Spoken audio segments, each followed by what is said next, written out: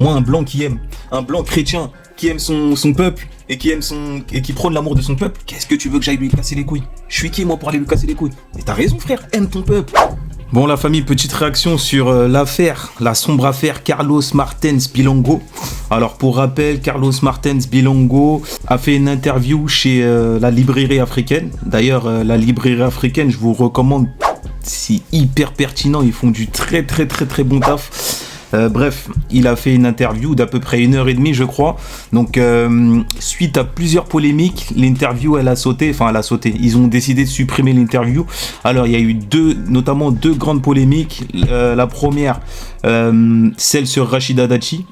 Carlos Martens Bilongo, il a eu des propos dits sexistes sur Rachida Dati. Et la deuxième, ce serait des propos racialistes par rapport à Sterrin. Ça a un peu tourné le truc, hein. Normalement, n'hésitez pas à faire un tour sur la chaîne.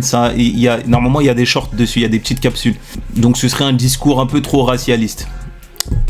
Et d'ailleurs, il a repris les mots d'Edouard Sterrin. C'est bien comme ça qu'il s'appelle, Edouard Sterrin. Donc là, il y a Adrien Clouet sur le plateau d'Europe 1 qui va réagir dessus. Je voudrais qu'on revienne quelques instants sur des déclarations qui ont créé la polémique, celle de votre collègue d'LFI Carlos Martens Bilongo dans l'émission La librairie africaine. Écoutez un extrait. Ici, ce que nos parents ont enduré, faut pas le laisser comme ça, table rase. Moi, je veux pas laisser ces racistes faire leur petite vie avec leurs milliardaires et insulter les gens à la télé. On va leur montrer qu'on est plus nombreux. Ils ont voulu se foutre de nous, ils ont voulu nous insulter. Nous, on est plus intelligents, on est plus endurants. Et si on avait plus de gosses qu'eux, comme M. Sterrin se plaint de ça, bah tant pis pour eux. Le racisme, c'est très bête. C'est un territoire où les gens n'ont pas de diplôme. Là où tu as une pauvreté intellectuelle, dans les territoires, nord de la France, etc., bah, les racistes sont en avant. Jusqu'à présent, la famille, là, donc là, ils ont remis les propos de Bilongo. Ça, c'est les propos de Bilongo. Pour moi, personnellement, il n'y a absolument rien de condamnable. Là, il a juste repris les propos d'Edouard Sterrin. En fait, il y a absolument rien. Pour moi, il y a absolument rien pour l'instant. C'est un territoire où les gens n'ont pas de diplôme. Là où tu as une pauvreté intellectuelle, dans les territoires, nord de la France, etc., bah, les racistes sont en avant. Après oui, ça peut être mal perçu pour les gens qui habitent dans le Nord. Après, je pense que c'est que pour les racistes qui habitent dans le Nord que ça peut être mal perçu. Sinon, je pense que les gens qui habitent dans le Nord et qui sont pas racistes, enfin, en gros, ils visent les gens de droite et d'extrême droite. Voilà, c'est ça. Donc oui, ça peut être mal perçu par une population et ça peut se comprendre. Ça peut être mal perçu. D'ailleurs, je me demande comment ils l'ont reçu en vrai de vrai. Je sais pas. Après, ce qui est sûr, c'est que Europe 1, CNews et tout, ils ont enflammé le bail à tel point que, au final, ça a fait que forcément, ils se sont sentis touchés par ça. Mais là où ils pointent une vérité, c'est que le raciste est bête. Ça, c'est une vérité absolue, la famille. Et c'est important de le rappeler que le racisme, c'est une forme de bêtise. Je vous donne un exemple hyper bête. Vous êtes sélectionneur dans une équipe. Il y a un joueur, il est renois. C'est un renois, vous n'allez pas le prendre parce qu'il est noir. Malgré toutes les capacités qu'il a. Malgré qu'il excelle dans tout. Vous ne le prenez pas parce qu'il est noir. Vous êtes bête. Vous êtes très bête. C'est pour ça.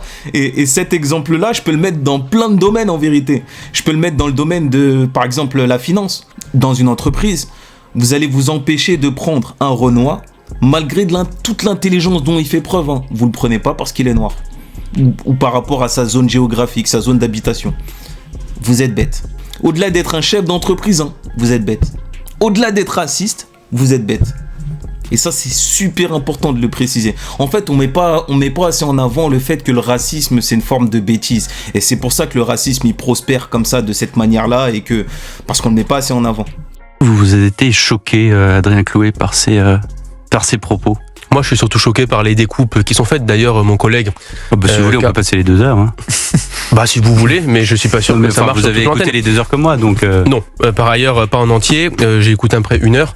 Mais mon collègue a porté plainte pour les découpes qui ont été faites. Vous l'avez vu, y compris contre différents médias qui ont justement pris certains aspects. On a tous notamment pris parce que quelques extraits, tout simplement parce qu'on peut pas diffuser les 2 heures. Non, mais tout le monde n'a pas été de mauvaise foi de la même manière. Moi, j'écoute bien ce qu'il a dit. En l'occurrence, il dit 2 choses. Il dit d'abord que... Écoutez la famille, lui, il va très bien l'expliquer. Adrien Clouet, il va très bien expliquer ce qu'il a voulu dire, tout simplement.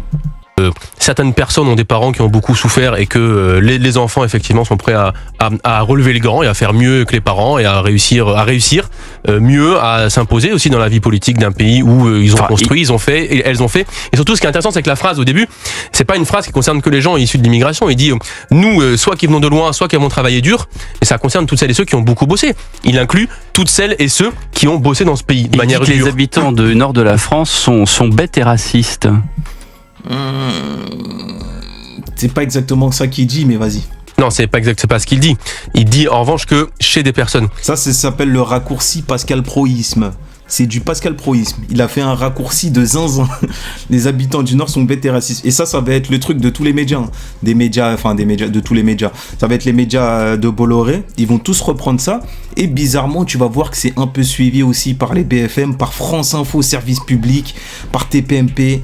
C'est ça qui est dommage, c'est qu'aujourd'hui, malheureusement, CNews et Europe 1, ils ont une telle influence qu'ils influencent tellement de journalistes. Qui sont racistes, effectivement, il y a, et ça on le sait, on le voit d'ailleurs de manière répétée dans beaucoup d'enquêtes et d'études. En général, le racisme, les expressions racistes politiques vont avec une fréquentation moins importante de l'université, des niveaux de diplôme moins importants. Ça, c'est une réalité assez sociologique électorale qu'on a. C'est-à-dire que le vote à l'extrême droite est souvent corrélé avec une moindre fréquentation de l'université. D'ailleurs, c'est pas parce que les gens sont intelligents ou pas intelligents. D'où vous sortez ces statistiques? Parce que le fait d'aller à la fac, l'IFOP, attendez, je pense que tout le monde ici sait que le vote à l'extrême droite est corrélé avec un niveau de diplôme un peu plus bas que la moyenne, mais pas parce que... Moi, personnellement, je savais pas. Mais ça confirme bien tout ce que je dis. Je savais pas. Le racisme, c'est une forme de bêtise, tout simplement. Et d'ailleurs, l'antisémitisme aussi, hein. L'islamophobie, toutes sortes de... Tous ces trucs-là, c'est... En fait, toute forme de discrimination est une forme de bêtise, la famille.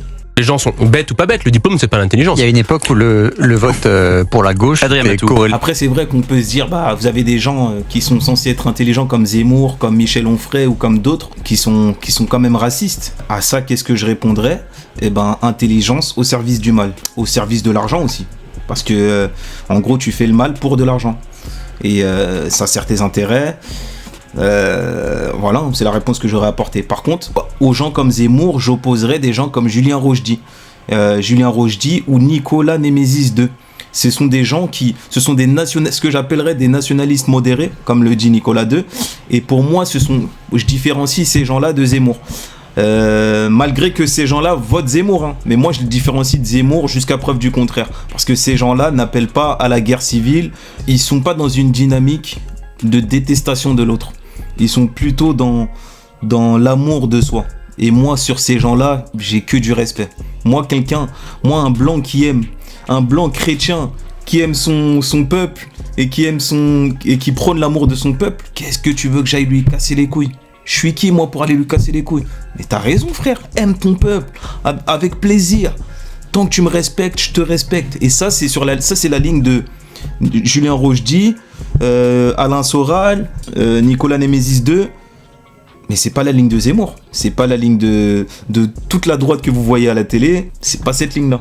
Et avec souvent corrélé avec le fait de pas avoir de diplôme. Et c'est pour ça que c'est pas de l'intelligence le sujet. Le sujet c'est que souvent qu'on c'est vrai que c'est pas la ligne de la gauche aussi.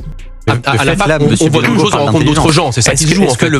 Est-ce que le problème de cette interview, de cet échange plutôt dans cette émission, c'est pas la ségrégation, c'est le fait que là où plus pas du tout la famille là, vous voyez là le problème de ça. Oh là là, là carrément même ça me touche comme si c'était mon émission. Là ils essayent de décrédibiliser la librairie africaine.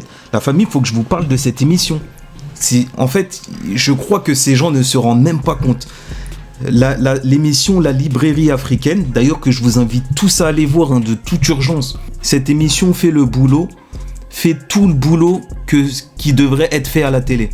C'est-à-dire, la dernière émission, c'est avec Julien Rochdy. Il y a un débat entre un blanc et des noirs. Par contre, c'est un débat hyper intellectuel, c'est un débat loin des émotions, c'est un débat avec plein d'arguments, avec de l'intelligence. C'est tout. C'est ce qui devrait se faire à la télé. Et c'est même une honte. En vrai, c'est une honte que ça se fait pas à la télé et que ça se fasse sur Internet, la famille. C'est pour ça que, en fait, cette émission, elle est d'urgence capitale. Mais on se rend pas encore compte aujourd'hui, hein. Peut-être qu'on va se rendre compte dans quelques années. Mais une émission comme ça, aujourd'hui à la télé, ça se fait plus.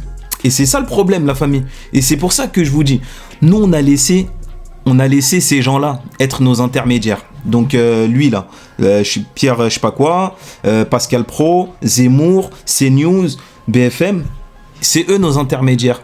Et comme eux ce sont nos intermédiaires, on se divise. Maintenant s'il vous plaît la famille, si vous regardez cette émission-là, la librairie africaine avec Julien Rochdy, bah, en fait tu te rends compte que non en fait. Tu te rends compte qu'en fait Julien Rochdy il est pas d'extrême droite comme on essaye de nous vendre. En fait c'est juste un mec qui kiffe sa patrie et qui défend les siens et qui aime les siens, tout simplement. C'est aussi simple que ça. Et moi je kifferais que tous les gens d'extrême droite ou de droite prennent exemple sur lui.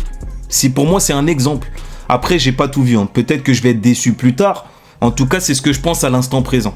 Personne ne compte la couleur de peau, l'ethnie, l'origine, mais plutôt la compétence et la façon de vivre et de vivre en société. Là, alors que, y compris votre parti, vous êtes là pour le vivre ensemble. Monsieur Mélenchon s'est dit lors de ses vœux maghrébin européen, il est dans une forme d'inclusion. Monsieur Bilango, qu'est-ce qu'il fait? Il dit les blancs d'un côté, les noirs de l'autre. Pas du tout. C'est incroyable, hein. C'est incroyable de déformer comme ça la réalité. Voilà, ça on appelle de la malhonnêteté intellectuelle. Bon, je sais pas s'il est intelligent, hein. Je pense pas, hein. Mais ça s'appelle de la malhonnêteté intellectuelle. Là, il fait semblant de pas comprendre. C'est soit il fait semblant de pas comprendre, ou soit il est peut-être vraiment pas très fut-fut. Nous, on est plus endurant. C'est pas de ma faute si on fait plus de gosses que n'en déplaise à Monsieur Sterin, etc. Enfin, pourquoi découper alors qu'on n'est pas du tout dans le découpage? Enfin, c'est pas du tout l'idéologie que vous portez, vous, à la France Insoumise. C'est pas non plus ce que dit Carlos. C'est pour ça que je vous demande si vous êtes. Non, mais je comprends bien votre question. C'est pas du tout ce que dit Carlos. Il dit. Mais bien sûr que si. Il dit. Non, mais attendez, on n'a pas écouté la même interview. Mais je pense qu'on a écouté la même, mais qu'on n'a pas envie d'entendre la même chose. Exactement. On n'a pas envie d'entendre la même chose. Parce que ce qu'il dit dans l'interview, mais attends, mais laissez-moi, oui. Non, mais les mots sont clairs. Il dit, si comme le dit Monsieur Sterin, on fait plus d'enfants, etc. C'est-à-dire, il répond. Et je rappelle que Monsieur Sterin veut faire plus d'enfants de manière à affirmer. En fait, il veut qu'il y ait plus de blancs. En fait, il veut qu'il y ait de plus en plus de blancs parce qu'apparemment il y a de moins en moins de blancs et qu'apparemment nous les Renois on est en train les Rebeux, l'immigration africaine est en train de grand remplacer la population blanche. Donc pour resituer ce qu'avait dit Sterin. Un fantasme, Monsieur Sterin, il dit pas que c'est vrai. Il dit si, comme dit Monsieur Sterin, c'est exactement ce que vous avez diffusé à l'antenne il y a 30 secondes. C'est un conditionnel. Alors le principe du conditionnel en français, c'est que ça veut dire si jamais les hypothèses sont posées, blablabla. Il répond à Monsieur Sterin, il dit pas que c'est vrai. Merci monsieur, merci de resituer les propos. Ça c'est quelqu'un d'intelligent comparé à ceux qu'il a en face. Bon, ils essayent justement de diviser, de continuer à diviser et diviser.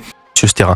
Et surtout, il se positionne pas en disant les personnes racisées ou les personnes pas racisées. Il dit les gens issus d'immigration et les gens qui bossent. Ils sont inclus dans le début de sa phrase. Non, c'est pas exactement la même chose. Et en revanche, non mais attendez, pardon, excusez-moi, je finis juste en une seconde. Vous pouvez pas dire dans notre pays, en France, ça n'existe plus. Enfin, pardon, lorsque vous êtes afro-descendant, vous êtes maghrébin, dans notre pays, y compris française ou français, hein, au-delà de la nationalité, vous pouvez être français, maghrébin, et ben vous êtes moins bien payé, vous avez un niveau de diplôme qui est encore un peu inférieur, vous avez discrimination à l'accès au logement, discrimination dans les contrôles d'identité, etc. On va leur montrer qu'on est plus nombreux. Si on fait plus de gosses qu'eux, eh bien tant pis pour eux. Qui est on et qui est eux? C'est ça c'est une logique racialiste en fait non, il répond dans ses propos. Parce que attendez, non mais la phrase que vous dites c'est on va leur montrer qu'on est plus nombreux. Pardon, si Monsieur Sterin, il cite pas Monsieur Sterin. Il cite Monsieur Sterin une fois de plus. Ouais, malhonnêteté intellectuelle. Parce que là, il a même dans son propos là, il vient de découper la phrase encore une fois de plus. Et il oublie de dire si c'est ce que Monsieur Sterin a dit, eh ben on va leur montrer. C'est lui qui le dit. Non, la phrase d'avant c'est si comme le dit Monsieur Sterin on fait plus d'enfants, on va leur montrer qu'on est meilleur qu'eux. Ça les arrange pas. La réalité, le réel ne les arrange pas. Regardez son sourire. Là, c'est du conditionnel. Il est pas en train d'endosser le propos, il répond à Monsieur Sterin. C'est exactement la phrase qu'on a entendue. Mais franchement, c'est bien. Il a bien défendu ses propos. Dommage que Carlos, Monsieur Bilango lui-même n'est pas venu, mais c'est bien qu'il ait clarifié la situation. Auparavant. Alors, Adrien Matou. Moi, Monsieur Clouet, au-delà de la séquence de Bilango, on peut disserter pendant des heures. Moi, je vais élargir un peu la focale parce que, en réalité, j'ai l'impression qu'il n'y a pas un jour qui se passe sans qu'on ait un élu LFI qui ait des propos qui font référence à l'ethnie. Là, récemment, on a eu Daniel Obono qui dit « Je me sens pas bien à la fête de l'humanité parce que c'est la gauche blanche ». Alors bon, là, le truc de Daniel Obono, ça fera l'objet d'une autre vidéo. On va regarder les commentaires vite fait. Alors la famille, je rappelle qu'on est en territoire ennemi, donc on va voir ce qu'ils vont dire. Est-ce que les gens sont un peu objectifs? Donc on va voir quand même. Alors, LOL, l'extrême gauche dans toute sa splendeur. Voilà, sortez les rames.